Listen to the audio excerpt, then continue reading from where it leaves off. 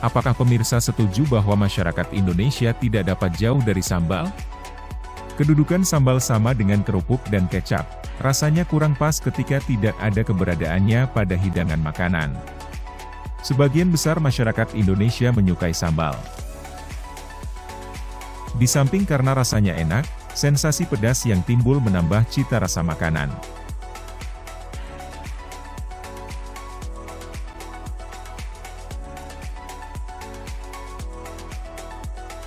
Dalam perjalanannya sambal kemudian jadi banyak variasinya, hal ini dipengaruhi oleh kebiasaan masyarakat dan kebiasaan yang dimiliki oleh masing-masing daerah. Dewasa ini selain jenis sambal yang semakin bervariasi. Level atau tingkat pedas pada sambal pun bervariasi, tergantung selera penikmat sambal. Adalah Nuzulul Apriani, pria 36 tahun ayah dari 2 orang anak ini, terbilang sukses menekuni usaha membuat sambal yang sudah dirintis selama beberapa bulan terakhir bersama istrinya Eka Hasfianita. Bermodalkan pengalaman sering melihat yang dilakukan almarhum orang tua, hal inilah yang akhirnya dijadikan sebuah peluang usaha oleh seorang warga Desa Tabihi Kecamatan Padang Batung Kabupaten Hulu Sungai Selatan ini.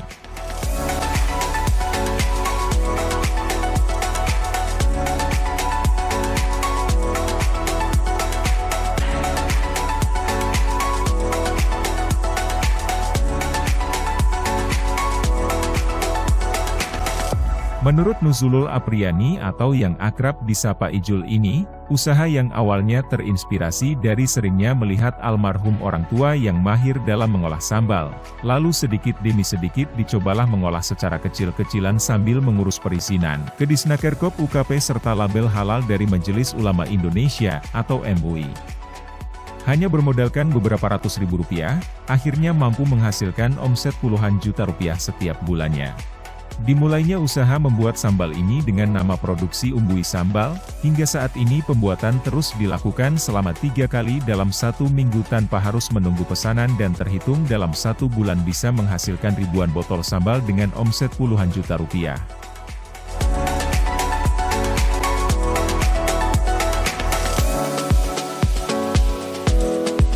Dengan dibantu 2 orang karyawan, ia mengolah sambal yang pemasarannya sudah merambah ke pasar tradisional maupun modern di beberapa kabupaten, seperti Kabupaten Tabalong, Hulu Sungai Tengah, serta Kabupaten Hulu Sungai Selatan yang saat ini sudah terdapat 9 titik pemasaran. Dan tidak menutup kemungkinan pemasaran akan lebih diperluas hingga keluar daerah Kalimantan. Produksi sambal boleh jadi memang terus meningkat, tetapi ada tantangan besar yang sangat krusial pada usaha ini, yakni harga cabai yang cenderung fluktuatif. Usaha yang berkaitan dengan cabai memang harus sabar, hal ini dikarenakan harga bahan utama berupa cabai ini cenderung naik turun sehingga tergantung dari diri masing-masing untuk bisa mencari bahan baku yang murah dan terjangkau. Biasanya harga cabai bakal naik turun saat lebaran dan pergantian musim. Tingkat fluktuatif harga cabai tidak tanggung-tanggung, dari rata-rata harga Rp30.000 per kilogram, harga cabai bisa melejit hingga Rp100.000 lebih per kilogramnya, namun hal itu disiasati dengan membeli bahan baku cabai langsung kepada petani di desa sekitar.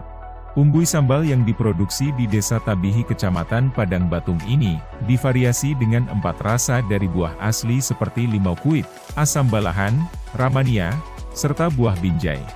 Usaha ini kami tekuni kurang lebih 1 tahun. Akan tetapi sambil berjalan, jadi kita sambil menunggu izin edar keluar, usaha sambal ini kami komersilkan sekitar 3 bulan yang lalu. Izin dari mana sih? Izin kita dari Dinas UKM, izin edar. Habis itu halal sudah dikeluarkan.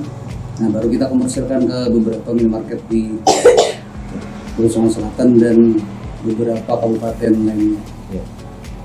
Nah Jo, apa nih motivasi Jo sehingga terpikir menggeluti usaha ini Jo? Apa motivasi awalnya? Motivasi awalnya kami karena sering di apa namanya di waktu almarhum ibu masih hidup, kita kan sering dibikinkan sambal ecen lah istilahnya kalau orang Banjar kan. Jadi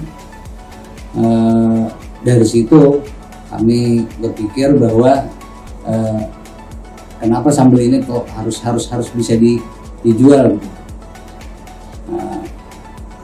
Mungkin dari situlah motivasinya. Nah tadi disampaikan pemasarannya sendiri bukan hanya di dalam kabupaten kan, melainkan sudah ada ke beberapa kabupaten lain. Betul. Daerah mana saja juga itu yang sampaikan? Kita kalau di Hulu Sungai Selatan sudah ada 8 titik yang kita pasarkan.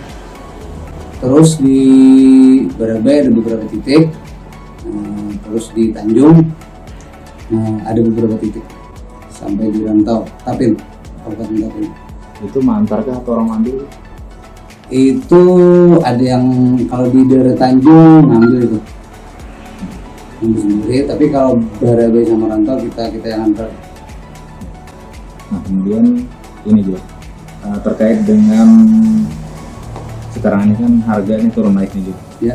Seandainya tuh harga ada mengalami kenaikan seperti cabai dan rempah-rempah, terutama juga perangkat lain seperti gas LPG ada mengalami kenaikan, apakah ada berdampak dulu pada penjualan sendiri juga? Kalau masalah kenaikan bahan baku dan rempah-rempah, tentu hal ini ya menjadi masalah bagi kami kan, karena total keseluruhan harga bahan baku akan mempengaruhi nilai keuntungan dari produk yang kita olah. Nah, maka dari itu kita mengatur strategi yang tadinya kita beli bahan baku seperti cabai kan di pasar tradisional. Nah sekarang kita harus mencari bahan baku yang lebih murah, misalkan langsung ke petani. Jadi kita bisa mengurangi harga produksi, mengurangi biaya operasional gitu. Wahnya ini setiap hari aja dan dalam satu kali pengolahan itu bisa dapat berapa nih? Atau menunggu pesanan aja kan? Untuk sementara waktu ini kita produksi 1 minggu tuh ada 3 kali produksi. Nah, 1 kali produksi kemungkinan sampai maksimal kemungkinan 20 kg cabai. Jadi rata-rata 1 bulan itu kisaran yang bisa kita olah sekitar 1000 sampai 1500 botol.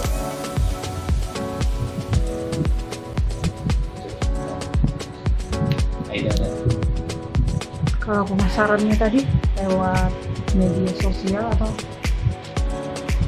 Kalau pemasaran market kita bisa ada lewat media sosial, terus secara online ya kan, habis itu secara offline seperti kita titik di market terdekat.